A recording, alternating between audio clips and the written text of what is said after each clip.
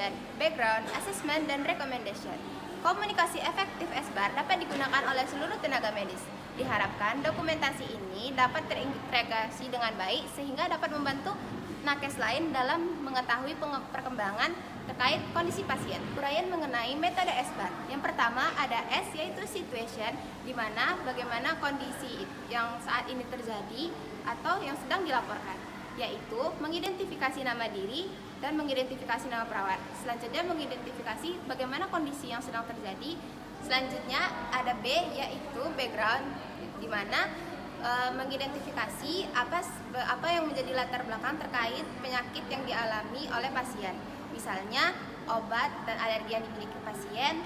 Selanjutnya bisa juga tanda-tanda vital yang terjadi, hasil laboratorium. Selanjutnya ada asesmen, yaitu hasil pengkajian perawat terkait kondisi klinis pasien. Misalnya apakah masalah ini parah atau mengancam kehidupan, dan juga apakah temuan klinis yang ditemukan oleh perawat. Yang terakhir ada R, yaitu recommendation, di mana ini merupakan rekomendasi dari perawat bagaimana cara untuk mengatasi masalah klinis yang dialami. Misalnya perawat menentukan kapan dilakukan terapi, atau juga perawat dapat memberikan saran kepada dokter untuk mengatasi masalah, dan juga perawat bisa mengusulkan sendiri terkait bagaimana cara untuk mengatasi masalah tersebut.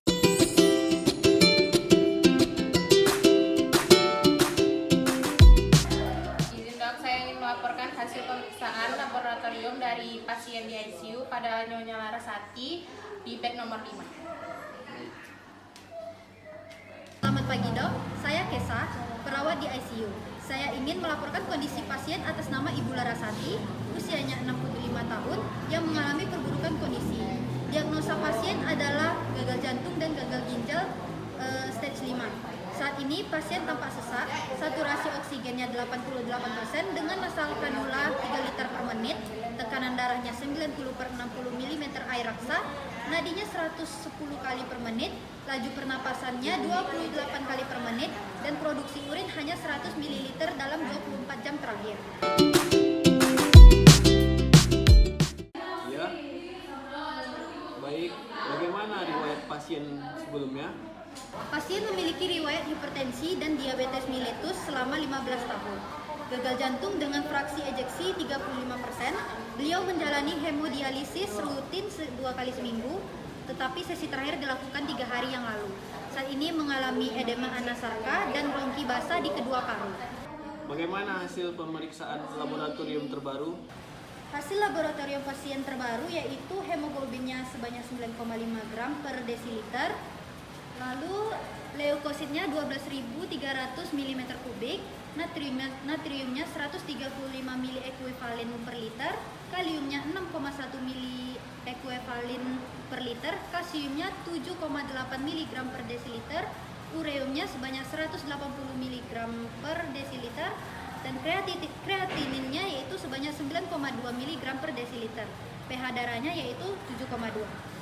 GDA menunjukkan asidosis metabolik dengan HCO3 15 mili ekuivalen per liter.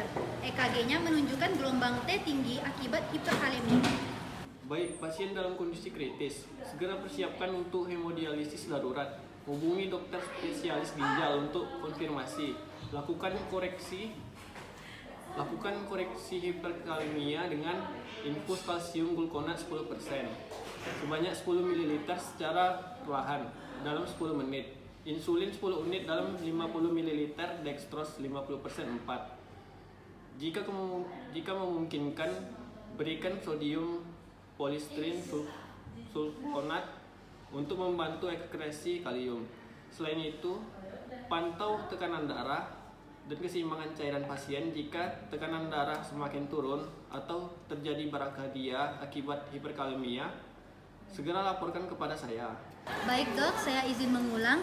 Berarti kita akan melakukan koreksi hiperkalemia dengan memberikan infus ke kalsium glukonat 10% sebanyak 10 ml secara perlahan dalam waktu 10 menit. Lalu insulin 10 unit dalam 50 ml, dextrose 50% 4. Lalu yang terakhir, jika memungkinkan berikan sodium polisitren sulfonat untuk membantu ekskresi kalium. Apakah sudah benar dokter? Baik dok, saya akan segera koordinasikan dengan tim ginjal dan menyiapkan terapi koreksi hiperkalemia. Saya juga akan terus memantau kondisi pasien dan melaporkan perkembangan dengan lebih lanjut. Terima kasih Kesa, tolong update jika ada perubahan kondisi pasien. Baik dok, terima kasih.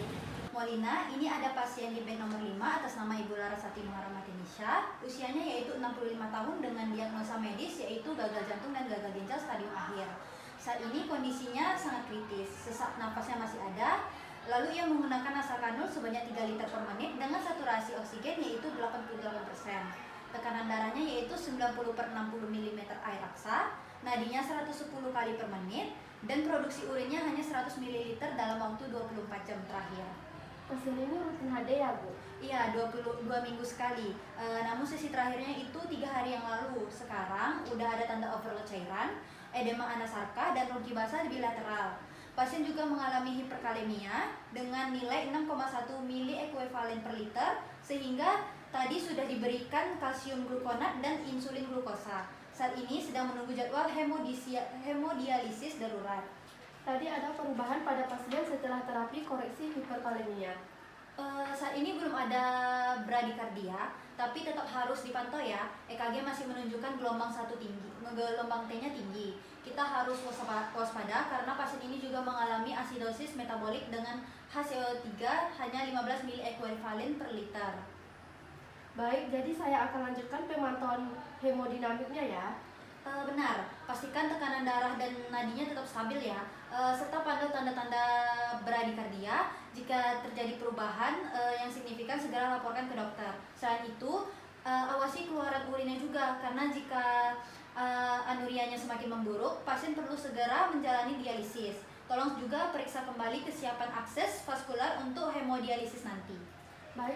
Baik, saya catat. Terima kasih atas laporannya Kesa. Baik, sama-sama. Selamat bertugas.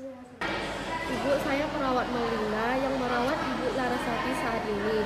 Di sini saya akan membicarakan perkembangan beliau.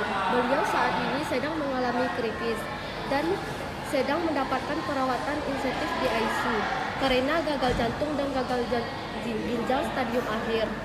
Tadi pagi beliau mengalami sesak nafas yang cukup berat sehingga membutuhkan bantuan oksigen lebih lanjut. Produksi urinnya juga sangat sedikit dalam 24 jam terakhir. Memangnya apa yang menyebabkan kondisi kakak saya semakin parah ini ya, Suster? Ibu Larasati memang sudah memiliki riwayat penyakit jantung dan ginjal yang cukup lama. Beliau biasanya menjalani cuci darah 2 kali seminggu, tapi terakhir dilakukan 3 hari yang lalu. Saat ini tubuhnya mengalami penumpukan cairan yang menyebabkan pembengkakan di seluruh tubuh dan sesak nafas.